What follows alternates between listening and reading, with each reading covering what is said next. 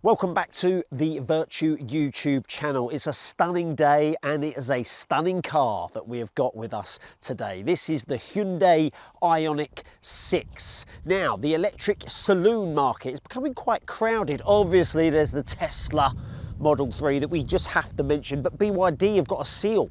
The Polestar is there. There's the BMW i4, but I think this is the best looking one. Is it the best one overall? Stay with us and we'll find out.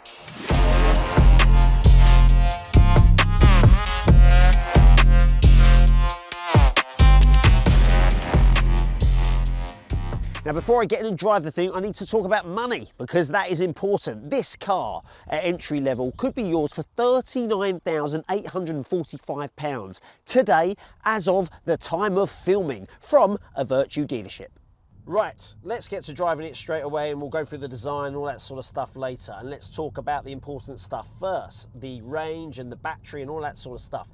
The IONIQ 6, keep it nice and simple. 74 kilowatt battery regardless of the trim. And you'll be pleased to know that in a crowded market of electric saloons, this is amazing for range, 338 miles. But the amazing stuff does not stop there because this has a 220 kilowatt charger that will get you a 10 to 80% charge in just 18 minutes. Now that is faster than anything out there, including the Tesla Model 3 and the BMW i4 and the BYD and the Polestar, all of them. This eclipses them. Absolutely stunning, that. Now, there are a couple of versions, as I've mentioned. There is the entry level, that is a rear wheel drive car, and then there is the four-wheel drive option. Now, the rear wheel drive option gets you 228 brake horsepower and it gets you to 60 miles per hour in a pretty impressive 7.1 seconds. However, if you go for the four-wheel drive options, you are armed with two electric motors and it gets you over 300 brake horsepower. It gets you 321 brake horsepower to be precise, and it also gets you to 60 miles per hour in a very impressive 5.1 seconds. Now, of course, there are faster cars out there. The BYD Seal has a faster option. There's also the Tesla Model 3, which is really quite hard to surpass in terms of performance. But do you really need all that speed? Probably not. When you put your foot down in this, it goes. Okay, something about the IONIQ 6 is that as standard, you get 20-inch alloys. So this is what I'm talking about. The outside suggests sporty car because we've got the 20-inch alloys, we've got the slope roof that looks a little bit sporty, we've got the lowered sort of feel to the car. Everything suggests sporty. The only thing I would say is that I'm down a country road here that has got quite a few potholes. Now, with my 20-inch alloys and my sportier feel, I'm really trying to avoid them. And I feel like when I hit one, it's that face that's pulled. In terms of driving assist, the electric cars nowadays come with absolutely everything. The IONIQ 6 is no different. Something I really like though on this range topping model is that when I put my indicator on, I've got a little camera that pops up in my driver display there to the right, and that is obviously there, and then I flick it to the left and I've got that little camera there just to give me a little bit of reassurance that there's no one in my blind spots on a motorway or when I'm turning. Now, in terms of efficiency, every saloon car or SUV, every electric car really is going to be saying we're the most efficient car out there. Well, we've done a lot of miles in this today, country roads, in-town driving and dual carriageway, etc. And we are achieving around about 3 miles per kilowatt hour. Now, there are going to be some that achieve 4 and a little bit higher than that. So it's not exactly a range topper, but it's somewhere on par with the rest of the competition. One thing I noticed about this car is that I do feel like I'm a little bit lower. It's got a nice low ride height, which actually makes me feel I'm a little bit sportier than I actually am. I've mentioned the comfort of this drive, and that fun element is lacking a little bit. But the fact that I'm lower and I've got my flat bottom on the steering wheel, and I flip it in sport mode and I can go pretty fast, I do feel like I'm in a sporty saloon vehicle, which is good, I think, for the driver enthusiast that has been forced into getting a more, what can I say, a smarter vehicle perhaps for the family. Worth mentioning as well that this range topping model not only has fantastic infotainment system as well as driver display, I do have heads up display as well, which I always think is a nice touch, and it's becoming a lot more standard in electric cars nowadays. Right, the front end for a start, and just the design in general, this is a head turner, without doubt. The crowded market that I mentioned, a lot of them very, very nice cars, but this, they've changed it up. That sloped roof can be seen and not really seen anywhere else really amongst that crowded market that I spoke about. But things I really like about this, obviously it's going to be electric, aerodynamic and all that sort of stuff. This actually moves and starts to give us a little bit of air intake when we turn the wheel, which is really quite cool. But also what I really like is there's lots of nods to the IONIQ 5 as we show you pictures of that sort of big fat SUV type hatchbacky thing. It's a cross between the two. Lots of nods to that with the sort of little pixelated design. We've got little squares and cubes there, and that goes round to the door handles and goes round to the back. I think it is a really nice looking thing, and as I said on the intro, I think it is the nicest saloon looking car, well, of the electric kind anyway. More about the design, let's talk about that sporty feel. I mentioned on the inside that we're quite low and we're quite sporty. You can see how low we are all the way down the side, and we've got 20-inch alloys. I mentioned that the ride comfort is actually impacted a little bit because of it, but 20-inch alloys, very, very nicely designed. Right, the back end is really where it's gonna turn a lot of heads. And I think if you're behind it in traffic, you're gonna be like, what is that? That design goes through that sort of square pixely design, all the way from the mirrors and the front, all the way to the back, and that is gonna light up at night and look really cool. But look at this. This is like this aerodynamic slope roof that's got spoilers galore. Boom, boom, boom, boom. It's like falling down the stairs. I liken that too. Oh, it's a weird analogy. But anyways, lots going on here, is what I'm trying to say. Massive rear diffuser, big bumper, and one of the film crew has suggested it looks Porsche from the back. And actually, I kind of see what he looks like. If you really squint, your eyes are nearly closed. Right, let's talk boot space. There is a little button next to the camera that has got some squares on it. Squares, like Tetris. Right, okay, big old boot. It doesn't look very big because it looks very sort of flat in there, but it's quite deep. Lots of weird words to describe a boot. 401 litres, but it's in keeping with some of the others. But it is very, very large. Lots of space in there. And then I think I'm not going to be too fussed. However, putting the seats down in this, because you know I like to put the seats down and see if I can get a flat load space. There's these little pulleys that you can put the seats down. So you pull that, 60-40 split. I'm going to have to go round, don't I, to the door. I thought I was going to pull that and they were just going to go. I thought it was going to pop and flop. There's pop, there's no flop. But yeah, boot space, 401 litres. What more do you want? Stop worrying about it, Zach. Oh, remote tailgate as well. Okay, now we've stopped driving the thing, which I really did enjoy. Let's appreciate the interior in all its glory. First of all, we've got to talk about screens. I'm going to turn it on very quickly because you've got this massive screen here, which is actually sort of broken down into two 12.3-inch screens. Really, really nice. Everything's HD. It's very, very responsive. Very nice indeed.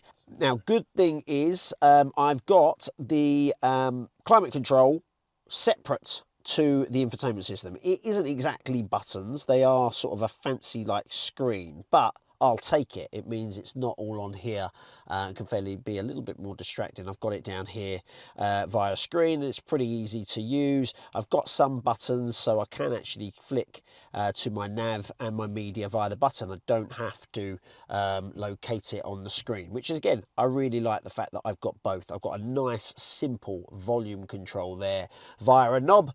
I like knobs and buttons. I've got a driver display here as well. So if I turn this on, and it's going to be beeping at me because I've got the door open. So, but to let you know, it's got everything you could want on there. It's a really nice display, very engaging. It's got your charge, it's got your percentage of battery, it's got your range, all that sort of stuff, everything you need. And it's not always a given, as I say. The steering wheel, very functional. I have buttons, I have the volume control as well, I can flick through media, and I've got a drive select as well on the steering wheel. Very, very good. And the steering wheel is quite sporty. I really do quite like that. There are two trim levels, as I mentioned. Now, the premium trim level, and there is a ultimate trim level. So premium is entry level, and it is fully loaded full of stuff. So we've got, as standard on the premium level, you get the 20-inch alloys. You also get the two 12.3-inch infotainment system that you've got. You get heated front and rear seats, which is really, really good. And you also get highway assist as well, so the driving assist. So you get quite a lot.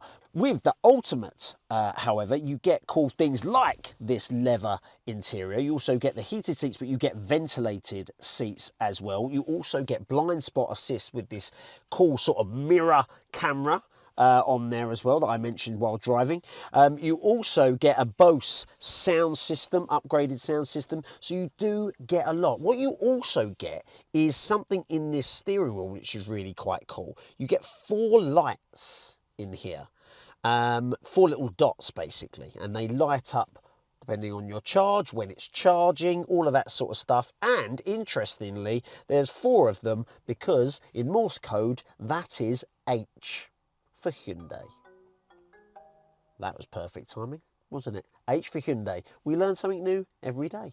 Other things on the inside of here. Let's talk about practicality. I do have a wireless charging pad. That is on the Ultimate Edition. I do have a USB charging point, and I'm forever trying to find... Oh, I've got USB-C as well. Do not worry. I've got a USB charging point there. 2 USB-C charging points here in my armrest and with my little cubby hole there.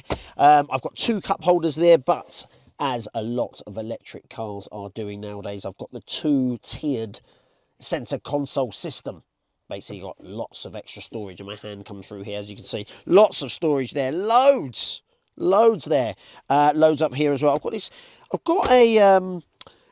bit of storage there, but I've also got this little pot, which I'm worried is just going to be, I know we don't really carry cash anymore, but that used to be, I reckon, loose change and like wrapped up sweets. In terms of hard plastics, I've not done my hard plastic test. That is quite hard plastic.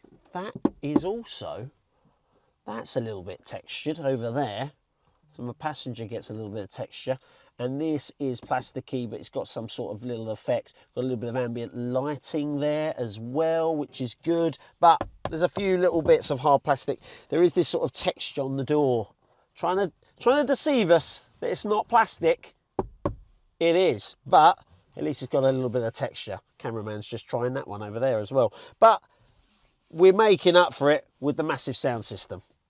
Also, one thing I'd really like with this massive slope roof is a big pan roof, but we haven't got that. But we have got a sunroof. We've got a sunroof on this model. I'm just being a little bit pedantic. In terms of comfort though, I've got my sunroof, I'm perfectly fine with that. I've got electric seats. Fantastic electric seats. This is fantastic. Reclining, and also this seat, if I just keep going, is the one that Hyundai put in, means you go all the way flat as a bed in first class. And you know why they put this in? I know you can't see me right now, but they put this in because you're waiting for the car to charge. So you can just have a little lay down in a service station. And then when you're ready to go, you just come back up. Right. Hyundai have done a really cool thing with these seats. Not only are they really comfy and leather and make me feel like I'm in a bit of a sports car, they're obviously electric as well. But the good news is they thought about the driver, Because sometimes you have children in the back or people in the back and you don't have someone up front. So when someone says to you, oh, can you move the seat forward a little bit? Well, yes, I can from these controls here. The driver is always in control in the Hyundai IONIQ 6. I can adjust these just from these here. I don't have to lean over or use the bar underneath. No, no, no. I've got controls here. This is brilliant. And I definitely did notice this myself and didn't rely on the cameraman. But that's fantastic. Back seats in this IONIQ 6. I am loving the room. Look at the room back here. That's my driving position. And that is crazy. Crazy, crazy, crazy. But one drawback. I did think it was going to be, if I sit up straight, my bum in position, the slope roof. That is my head on the roof. We did expect that from the old slope roof, but you know, I'm pretty comfortable, to be fair. I know people do say, oh, you sit up straight like this. Who does that, really? We all slouch. Anyway, heated rear seats on the Ultimate Edition. Fantastic. Just operated here by this little button. I've got a tiny little bit of space there for storage, but then I've got a big door bin underneath there. Isofix points, because we need to know if they're accessible. They are. They are accessible, not as accessible as some others. I mean, clearly you can see they're there. There's no Isofix on the front, though, and we are seeing a lot of hatchbacks with Isofix on the front. So I feel the saloon cars should really have them, in my opinion. But all I'd say as well, the flat floor across here, that free across the back, going to be no problem at all. We've got two USB-C chargers, no fighting over just the one charger. I'm pretty happy. Oh, hold on, what have I got here? Armrest with two cup holders. Yes, I'm very, very happy in the back of this IONIQ 6. And there are reviewers that really say this plays with the comfort, but I'm not really fussed about it. I don't think we ever really sit up as straight as that. But obviously very tall people are going to struggle because of the nature of the design. There we go. That is the IONIQ 6 put through its paces. And well, what can we say to summarise? Well, it's not only a head turner, it is actually a very comfortable drive. Light steering, fantastic pickup. This is going to be right up there if you are comparing those cars. But do not take my word for it. Get yourself down to a Hyundai Vertu dealership. Test drive this. You will not regret it. And we will see you for another car very soon.